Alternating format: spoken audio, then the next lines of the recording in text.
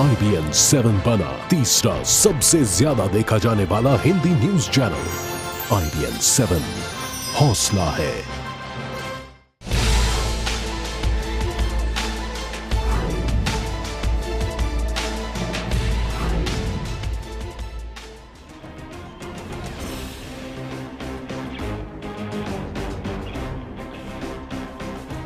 आज हम बात कर रहे हैं दो वकीलों की। शर्मसार करने वाले निर्भया कांड को लेकर जिस तरह की बयानबाजी जारी है, उससे देश फिर शर्मिंदा हुआ है। बीबीसी की डॉक्यूमेंट्री में अपने बचाव में गुनहगार मुकेश सिंह ने जो कुछ कहा, उस पर विवाद खत्म ही नहीं हुआ था कि उनके वकीलों के अजीबोगरीब बयानों को लेकर एक दूसरा विवाद शुरू हो गया है। इस डॉक्यूमेंट्री के अंदर दो वकीलों ने जो कुछ भी कहा है, उसको लेकर बार काउंसिल ऑफ इंडिया ने भी उन्हें अब नोटिस भेज दिया है। इस नोटिस का जो भी नतीजा निकले, लेकिन ये बयान देश को फिर से शर्मसार करने वाले हैं, वो भी पूरी दुनिया के सामने, इसमें कोई शक नहीं रह जाता।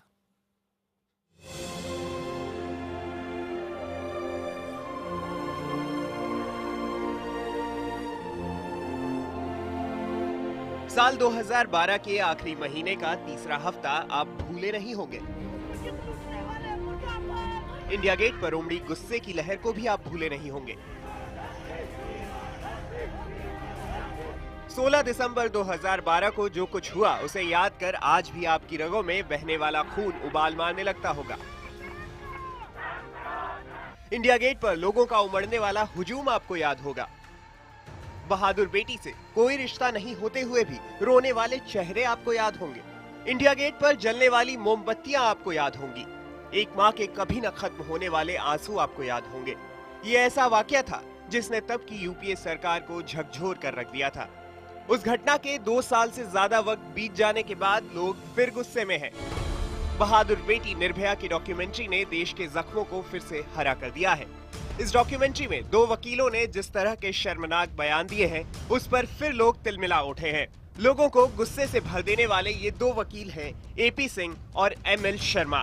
वही वकील जो इंसाफ के मंदिर में खड़े होकर बहादुर बेटी के गुनहगारों का बचाव कर रहे थे। काले कोट पहनकर अपने मुवक्किल को बचाने के लिए कोर्ट रूम में कानून की व्याख्या और बाल की खाल निकालने की कवायद को पेशे के दायरे में रखा जा सकता है, लेकिन सार्वजनिक मंचों पर इन दो वकीलों ने निर्भया मामले के बाद जिस तरह के बयान दिए हैं, वो बेहद आपत्तिजनक माने जा रहे हैं। बीबीसी के विवादास्पद डॉक्यूमेंट्री में इन दो वकीलों ने जो कुछ कहा है, उसने इंसानियत को शर्मसार कर दिया है। हालत ये है कि अब भी गुनहगार मुकेश सिंह के वकील एपी सिंह अपने बयान पर कायम है। IBN 7 के कार्यक्रम में ही एपी सिंह ने उस बयान को सही करार दिया जिसमें रात को बॉयफ्रेंड के साथ घूमने को आफत को न्योता देना बताया था। आप अपने इस बयान पर कायम हैं? आप इससे अग्री करते हैं? नहीं, बिल्कुल मैं नहीं कायम हूँ। 125 करोड़ में से 124 करोड़ लोग कायम हैं। काले कोट पहनने वाले ये दो चेहरे अब किसी परिचय के मोहताज नहीं। अपने बयानों से इन दोनों ने खूब सुर्खियां बटोरी, लेकिन बलात्कारियों का बचाव करने वाले इन दो वकीलों ने जो कुछ कहा, वो इंसानियत को शर्मसार कर देती है। गुनहगार मुकेश सिंह के वकील एपी सिंह कई बार कह चुके हैं कि देर रात माँ बाप या भाई के अलावा किसी और के साथ निकलना अपराध को न्योता देने जैसा है। जीन्स पहनना या आधुनिक तरह के कपड़े पहनना अपराधियों को उकसाने जैसा है। किसी लड़की की लड़के से दोस्ती और उसके साथ घूमना फिरना गलत है। यही नहीं, एक बार तो वो ये भी कह चुके हैं कि अगर उनकी बेटी ऐसा करती तो वो उसे जलाकर मार डालते। ऐसे बयानों के बचाव में उनका तर्क है कि लड़कियों का चरित्र खराब हो गया तो सब कुछ खत्म हो गया। हमारे देश की परंपरा है कि धन गया तो कुछ नहीं गया। आप सबको मैं रोक रहा हूँ, आप सबको रोक रहा हूँ। और आशा जी क्या कहना चाहते हैं, मैं सुनना चाहता हूँ। निर्भया की मां क्या कहना चाहती है? एपी सिंह क्या बलात्कारी की करतूत के बाद उसका सब कुछ खत्म हुआ नहीं मानते? क्या बेगुनाह होने के बावजूद पीड़ित लड़की का ही चरित्र हनन होता है? इसी तरह की घटिया सोच उनके साथी वकील ML शर्मा की भी रही है, जो लड़कियों को मिठाई, फूल और हीरो जैसी चीज मानते हैं।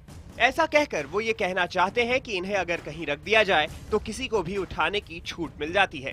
इस तरह की बात कर इन वकीलों ने पेशागत आचरण से हटकर बयानबाजी की, ऐसा कई जानकारों का मानना है। उन्होंने सिर्फ महिलाओं के खिलाफ नहीं बोला है, महिलाओं के खिलाफ से भी ज़्यादा उन्होंने एक जो रेपिस्ट है उनको डिफेंड किया है। सो वो बहुत गलत चीज़ है। एडवोकेट होने के प्रति you can protect your client, पर उसको भी एक लिमिट होता है। बीबीसी की डॉक्यूमेंट्री में दिए गए आपत्तिजनक बयान के बाद इन दो वकीलों के खिलाफ समाज के बड़े तबके का गुस्सा फूट पड़ा। दोनों के खिलाफ कार्रवाई की मांग तेज हो गई। फिर तो बार काउंसिल ने भी इन दोनों को नोटिस भेजकर पूछा है कि उनके खिलाफ कार्रवाई क्यों न की जाए। बार काउंसिल ने कार्यकारिणी समिति की बैठक में ये निर्णय लिया। समिति ने पाया कि पहली नजर में ये इन वकीलों के खिलाफ पेशेवर कदाचार का मामला है। जवाबों से संतुष्ट नहीं होने पर वकालत करने के उनके लाइसेंस रद्द किए जा सकते हैं।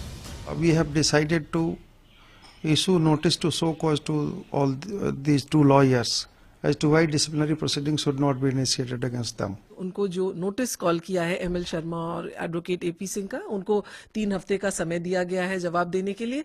ये मुद्दा 6 महीने पहले भी आया था जब एपी सिंह ने कहा था कि वो अपनी बहन को जला देंगे अगर उनका कोई रिलेशनशिप होगा। उस वक्त भी मैंने चैनल्स पे डिमांड किया था कि इनका लाइसेंस जो है कैंसिल किया जाए, लेकिन तब बार काउंसिल सोती रही। दो वकीलों का ये कहना कि लड़कियां उपयुक्त सुरक्षा के बिना बाहर निकलती हैं तो उनके साथ ऐसी घटनाएं होंगी ही। ये सिर्फ पुरुषवादी सोच ही नहीं, घटिया मानसिकता की भी वानगी है। Bureau report, IBN 7। निर्भया के साथ जिन दरिंदों ने रेप किया उनके वकील हैं ये दोनों वकील जिनके बारे में अभी हम बात कर रहे हैं। लेकिन इस तरह की बात कोई कर सकता है, ये उनका पेशा है, वो रेपिस्ट के वकील हो सकते हैं। आश्चर्य की बात ये नहीं, आश्चर्य की बात ये है कि किस तरह की बातें ये वकील खुद पहले भी कहते रहे हैं और अब उन्होंने बीबीसी की डॉक्यूमेंट्री में भी कहा है। जो लोग विदेशों में ये डॉक्यूमेंट्री देख चुके हैं उनका कहना है कि भारत की सबसे विकृत तस्वीर अगर वो गैंगरेप करने वाले पेश करते हैं तो इन वकीलों के विचार भी ऐसा लगता है वहां बैठने वाला, देश के बाहर देखने वाला एक बार ये सोचेगा कि क्या भारत में वाकई लोग इसी तरह की सोच रखते हैं। देखिए हम ऐसा क्यों कह रहे हैं। मेरी बेटी या मेरी बहन शादी से पूर्व संबंधों को प्राथमिकता दे या शादी से पूर्व अपने चाल चरित्र और चेहरे को खराब करे, अपने चरित्रहीनता पर जा रहे, तो मैं ऐसी बहन और बेटी को निश्चित तौर पर अपने फार्म हाउस में खड़ा करके अपने परिवार, सभी परिवार वालों के सामने पेट्रोल डाल के उसमें आग लगा देने की हिम्मत रखता हूँ। आपराधिक मामलों में अपने मुवक्किल का बचाव करते करते क्या वकील एपी सिंह की सोच बीमार हो गई है? अपने मुवक्किल के लिए इंसाफ के मंदिर में खड़े होने वाले काले कोटधारी एपी सिंह क्या उनका बचाव करते करते अपराध की दलील देने और उसकी पैरवी करने लगे हैं? ऐसे बयानात सुनने के बाद आपका भेजा सन्न हो सकता है, लेकिन निर्भया कांड में सामूहिक दुष्कर्म के गुनहगारों की पैरवी करने वाले वकील एपी सिंह के लिए ये बयान आम है, सामान्य है। शायद यही वजह है कि कोर्ट और कोर्ट के बाहर निर्भया के गुनहगारों को एपी सिंह हैवान नहीं, इंसान बताने की दलील देते रहे हैं। ये सच है कि देश के संविधान में हर हिंदुस्तानी को कई अधिकार मिले हैं और मुजरिमों की पैरवी भी उन्हीं अधिकारों का हिस्सा है। एपी सिंह जैसे वकील अदालत में किसी की पैरवी करें, इसमें किसी को कोई हर्ज नहीं, लेकिन सरेआम कैमरे के सामने कोई शख्स देश की महिलाओं का अपमान करे, देश की किसी बेटी के चरित्र पर सवाल उठाए, समाज की ठेकेदारी ले, ये अधिकार न संविधान देता है और न ही इंसानियत। बीबीसी की डॉक्यूमेंट्री में वकील साहब के बयानों पर जो विवाद खड़ा हुआ है उसकी शुरुआत तो कई महीने पहले ही हो चुकी थी। पिछले साल सितंबर में एपी सिंह ने देश की महिलाओं पर कई ऐसे बयान दिए थे जिसे सुनकर पूरे हिंदुस्तान का खून खौल उठा था। किसी भी परिवार में माँ बाप भाई का नियंत्रण बहुत जरूरी होता है और सदैव से रहा है। कहीं न कहीं एक महिला को ऐसे पुरुष का संरक्षण चाहिए होता है। देश की महिलाओं को अधिकार संविधान ने दिए हैं, उन अधिकारों पर भी एपी सिंह कई बार सवाल उठा चुके हैं। शादी से पहले फ्रेंडशिप के दौरान सेक्स रिलेशन में कोई आपत्ति नहीं, विलफुली अगर सेक्स रिलेशन है तो इसे कोई, ये सबसे बड़ा समाज का अत्याचार है, ये सबसे बड़ा दुराचार जो घरों परिवारों में इस तरह से फैला है। और इस दुराचार की वजह से अगर हम 21वीं सदी के साथ जाने की बात करते हैं तो हमें इस तरह के रेप और जघन्य अपराधों के लिए भी तैयार मानसिकता करनी पड़ेगी। बीबीसी की डॉक्यूमेंट्री में गुनहगारों के एक और वकील एमएल शर्मा ने भी कई आपत्तिजनक बयान दिए हैं। तमाम विवादों के बीच वकील साहब अब भी अपनी सोच पर कायम हैं। हमने कोई भी मिसकंडक्ट नहीं किया। हमारा प्रोफेशनल मिसकंडक्ट कोर्ट से रिलेटेड होता है, हमारे क्लाइंट से रिलेटेड है, हमारे लॉ से रिलेटेड है। न तो हमने कोर्ट को गाली दी है और न ही कोर्ट की अपमानना की है। अदालत के भीतर इन वकीलों को दलीलों का हुनर कितना आता है ये जनता नहीं जानती। लेकिन इतना जरूर जानती है कि एपी सिंह और एमएल शर्मा जैसे लोगों की सोच भी समाज में किसी जहर से कम नहीं। Bureau report, IBN 7।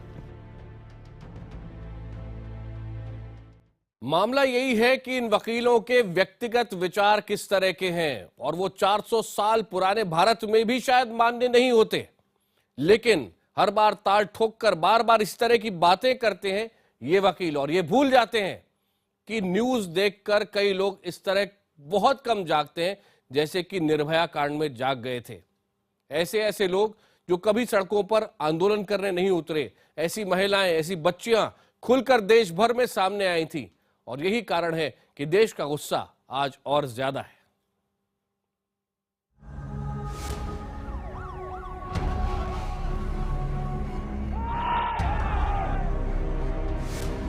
पानी की तेज बौछारें, आम जनता पर बरसती लाठियां, आंसू गैस के गोले।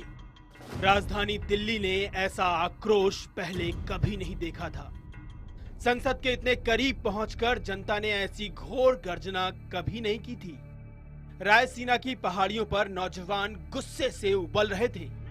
एक बहादुर बेटी की हालत ने पूरे हिंदुस्तान की करवट तोड़ दी थी, एक नई लकीर खींच दी थी जिसने पाले बांट दी। एक तरफ यूपीए सरकार थी तो दूसरी तरफ वो जनता जो सरकार से जवाब चाहती थी। जनता की भींची हुई मुट्ठियों में दर्द से ज्यादा गुस्सा था।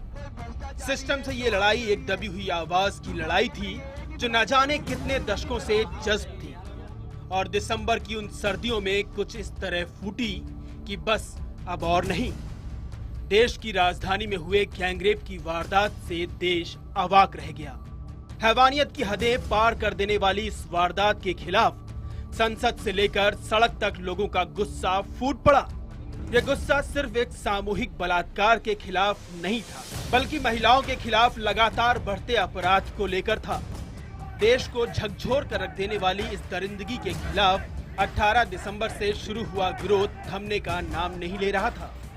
गैंगरेप के खिलाफ उबल रहे लोग दिन चढ़ते ही सड़कों पर उतर पड़ते थे। जवाहरलाल नेहरू यूनिवर्सिटी हो या दिल्ली विश्वविद्यालय या फिर निजी संस्थानों में पढ़ने वाले छात्र, सभी सड़क पर उतर पड़े। जिस सड़क से निर्भया को उठाया गया, उस सड़क पर प्रदर्शनकारी छात्रों ने रास्ता रोक दिया।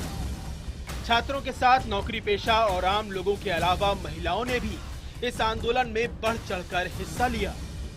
आंदोलनकारी बलात्कारियों के खिलाफ जल्द कार्रवाई कर उन्हें सख्त से सख्त सजा देने की मांग कर रहे थे। 18 दिसंबर 2012 को शुरू हुआ ये आंदोलन महिलाओं के हक की लड़ाई की शुरुआत, लेकिन तब तक यूपीए सरकार को जनता के इस आंदोलन की चिंगारी भड़कने का अंदाजा नहीं हो पाया था, इसलिए हर कोई चुपचाप बैठा रहा।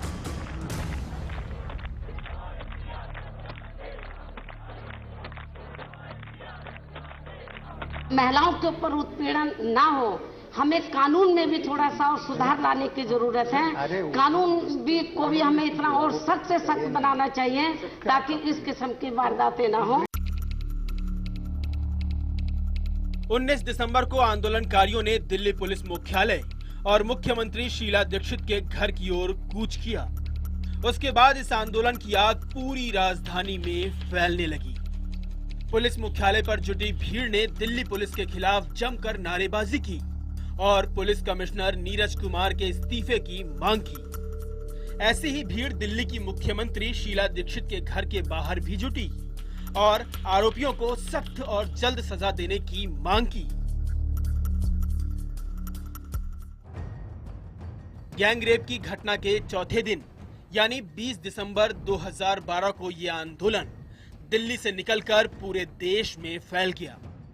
गैंगरेप की सनसनीखेज वारदात के 4 दिन बीत जाने के बाद देश के कई शहरों में लोग सड़कों पर उतरे और पीड़ित के लिए इंसाफ की मांग करने लगे।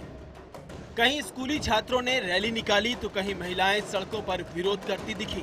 इधर दिल्ली के सफदरजंग अस्पताल के बाहर जिंदगी और मौत से जूझ रही पीड़ित लड़की के लिए दुआ करने वालों ने डेरा डाल रखा था।